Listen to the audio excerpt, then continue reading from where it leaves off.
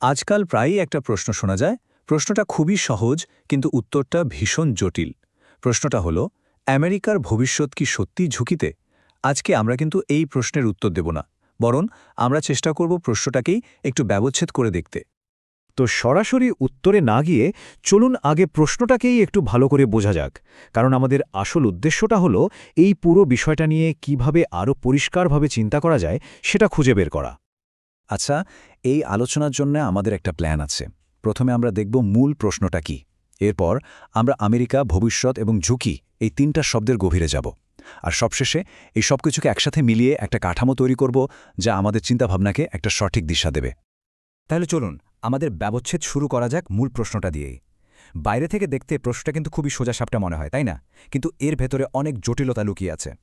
আসলে পুরো ব্যাপারটা দাঁড়িয়ে আছে মাত্র তিনটে শব্দের ওপর: আমেরিকা, ভবিষ্যৎ আর ঝুঁকি। আমরা এই তিনটে শব্দকে কিভাবে দেখি বা কিভাবে সংজ্ঞায়িত করি তার ওপরেই কিন্তু নির্ভর করছে যে আমাদের পুরো আলোচনাটা কোন দিকে গড়াবে। তাহলে চলুন প্রথম অংশটা শুরু করা যাক। আর আমাদের প্রথম শব্দ হলো আমেরিকা। আচ্ছা, যখন আমরা আমেরিকা বলি তখন ঠিক কি বোঝায়?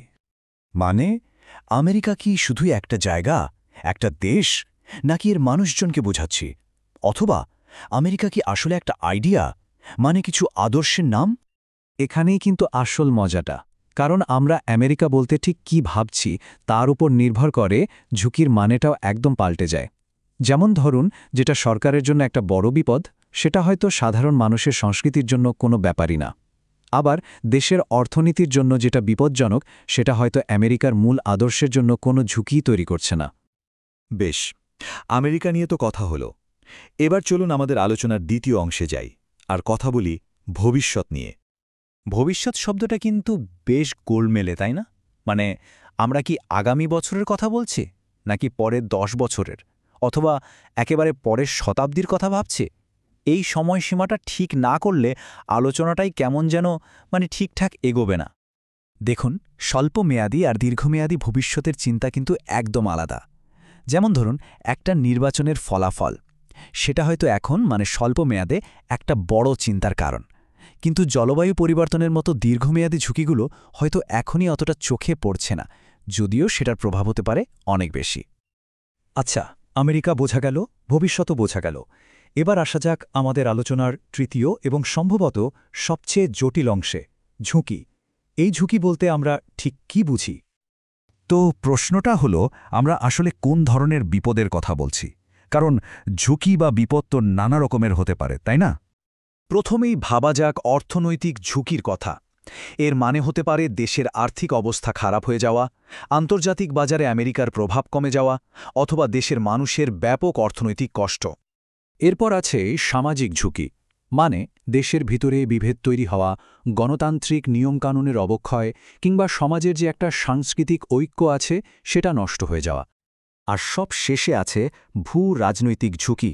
সোজা কথায়, বাইরের কোনো দেশ থেকে আসা হুমকি, বিশ্বের পাওয়ার ব্যালেন্সে পরিবর্তন, কিংবা আন্তর্জাতিক রাজনীতিতে আমেরিকার প্রভাব কমে যাওয়ার ভয়। বেশ, এতক্ষণ তো আমরা প্রশ্নটাকে টুকরো টুকরো করে দেখলাম। এবার চলুন সবগুলোকে একসাথে জোড়া লাগানো যাক। দেখি সব কিছু মিলিয়ে আমরা একটা পরিষ্কার কাঠামো তৈরি করতে পারি কিনা।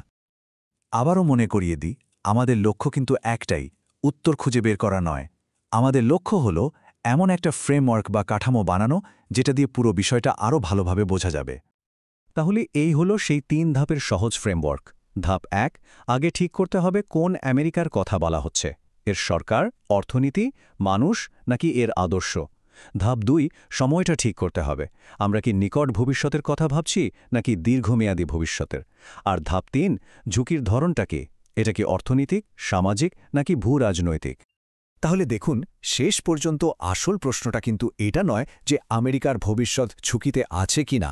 আসল প্রশ্নটা হলো, কোন আমেরিকার কথা হচ্ছে, কার ভবিষ্যতের কথা বলা হচ্ছে, আর ঠিক কোন বিপদ থেকে সেই ঝুঁকিটা আসছে।